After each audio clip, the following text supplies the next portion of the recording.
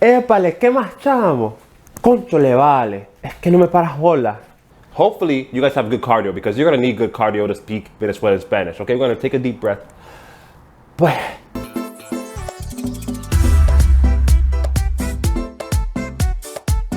Oye, que lo que mi gente, yo soy Ricky de Bilingüe Blogs. If you saw that intro, you know we're talking about Venezuelan Spanish today. I haven't done one of these how to speak like videos in a long time. I have a playlist up here if you want to see other accents. But it's time to get back into it because it's fun and I want to educate you guys on how different people speak Spanish. You know, when you're listening to people speaking, you may have a hard time understanding them. And I want to point out those characteristics. So if you like that, go ahead and subscribe to this channel. Hit the little bell and also hit that like button to promote this video. Ya tú sabes, it's free, es gratis, no tienes que pagar nada. But anyways, I used to work with like 7 to 10 Venezuelans when I was a flight attendant, and I got really used to how they speak Spanish.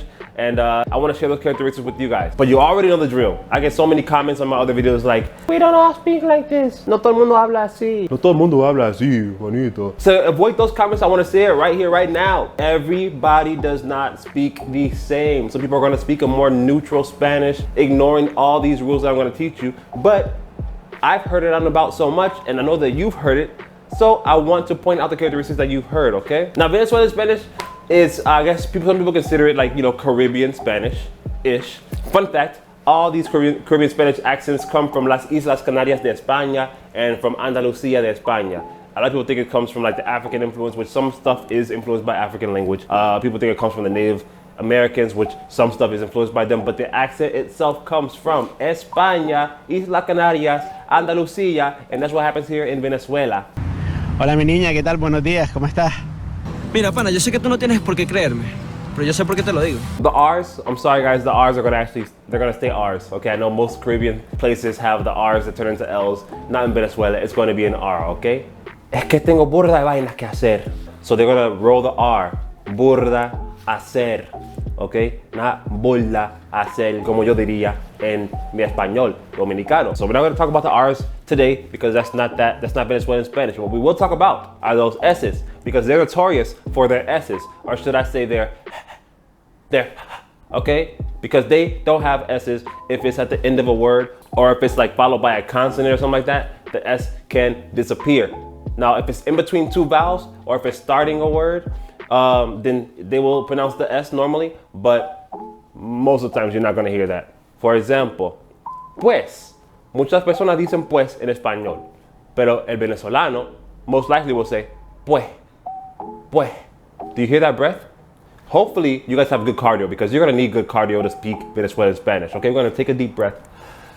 Pues, pues. Okay, así es, pues. People that are from Caracas, they're not from Caracas, they're from Caracas, Caracas. Okay, I'm not saying Caracas like I would in Dominican Spanish, Caracas. You hear the breath at the end, it has a breath at the end. You gotta make sure to put that instead of the S. They love to do that in Venezuelan Spanish. I would say it's a general characteristic. Not everybody speaks that way, but most people, especially people that I have met, they do speak that way. Another thing I wanna talk about are the B's and the V's. The B's and the V's can be pronounced very softly. Just like, you know, it happens a lot in Spanish, but I think a lot of Americans, when they speak Spanish, they want to really say the V's and the V's and the B's. You guys, in Spanish, it just does not really work like that. Maybe in some other languages it does, but not in Spanish. So it's gonna be very soft. Instead of vaina, people might say vaina, they might say vaina, but a lot of times they're gonna say vaina. Que vaina, que vaina. Or if I have a name like Gustavo, I'm not gonna say Gustavo or Gustavo. I could, but it's not likely. I'm gonna say Gustavo, Gustavo. But not Gustavo, remember the S's go away. Gustavo, Gustavo, Gustavo, ¿pero qué es eso?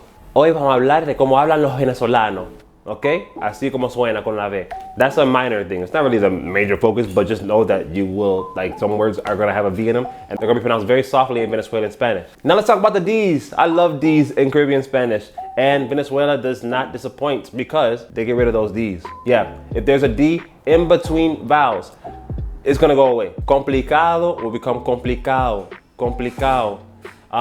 Nada will become nada. Even if you have a D that starts a word, if there's a vowel before that and a vowel after it, it's gonna disappear.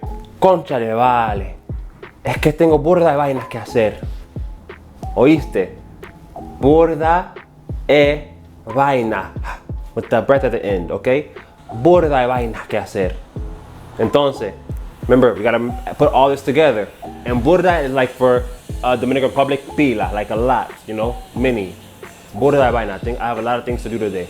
Another interesting thing that we have with Venezuelan Spanish is that in the northwest region, they may use vos. Now, if you watch my how to speak like an Argentinian video, then they used vos. So you know how to use vos. Even in Colombia, sometimes they use vos.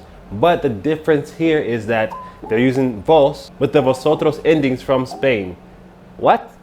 Yes, I know it's crazy, but they do it. They do it anyways. So if I were to say, ¿Cómo estás? Or ¿Cómo estás tú?